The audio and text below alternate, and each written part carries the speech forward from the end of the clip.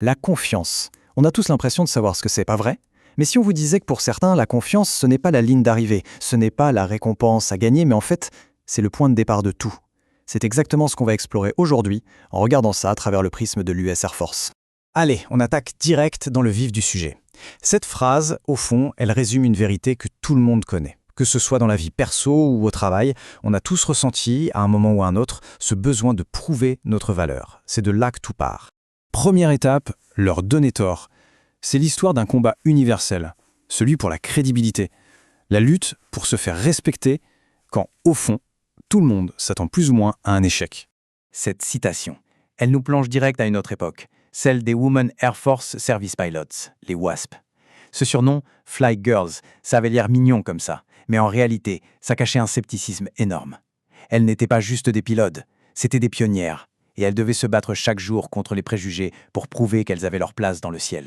Et en fait, l'histoire de ces Fly Girls, elle illustre une vérité bien plus large. Dans notre monde, la confiance, c'est rarement un cadeau de bienvenue. C'est plutôt une forteresse qu'il faut assiéger, une récompense qui n'arrive qu'après avoir prouvé encore et encore sa propre valeur. Bon, maintenant qu'on a posé ce décor, voyons comment toute cette dynamique peut être retournée, complètement. Cette section, c'est vraiment le cœur de notre analyse. On va voir comment l'Air Force a opéré un changement radical, un vrai changement de paradigme dans sa façon de voir la confiance.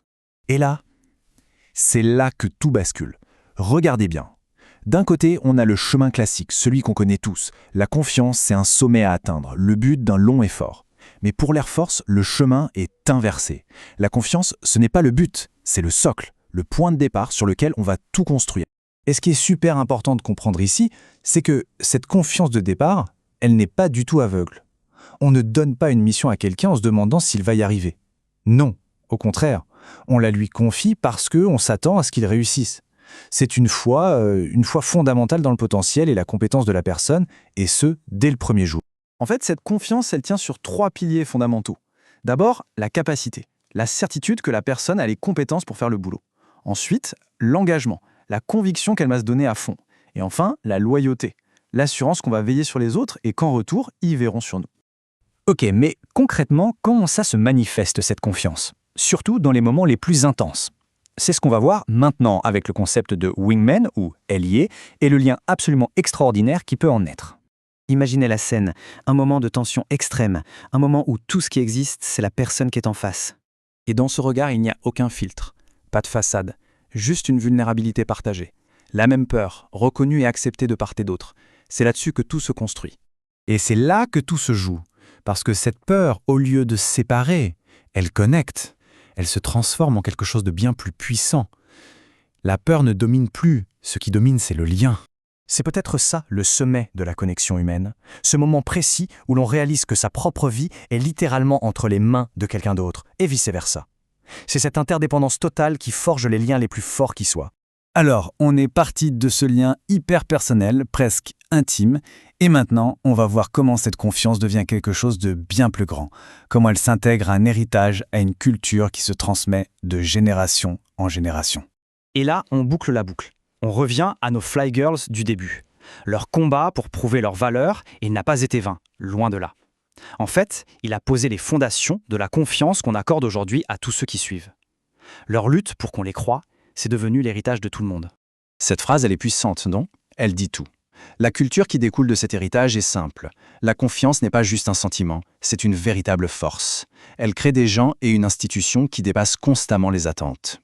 Ce qui nous amène à notre dernière partie, la transmission de cette confiance. Ce n'est plus quelque chose à gagner, c'est devenu une responsabilité presque sacrée qu'il faut honorer. Et regardez l'ampleur de cette responsabilité, c'est immense.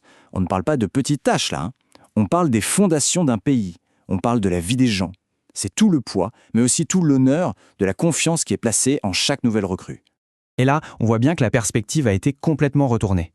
Il n'y a plus de scepticisme à affronter, les attentes ne sont plus des obstacles à surmonter, elles sont l'expression d'une foi profonde, inébranlable. Le courage, l'engagement, tout ça est considéré comme acquis. On arrive au point culminant de toute cette transformation. Souvenez-vous du point de départ, le combat des Fly Girls pour prouver aux autres qu'ils avaient tort. Eh bien aujourd'hui, le défi n'est plus du tout le même. Et voilà, la conclusion est là, simple et incroyablement puissante. Le voyage est complet. On est passé de la nécessité de prouver qu'ils ont tort à la responsabilité de prouver que nous avons raison.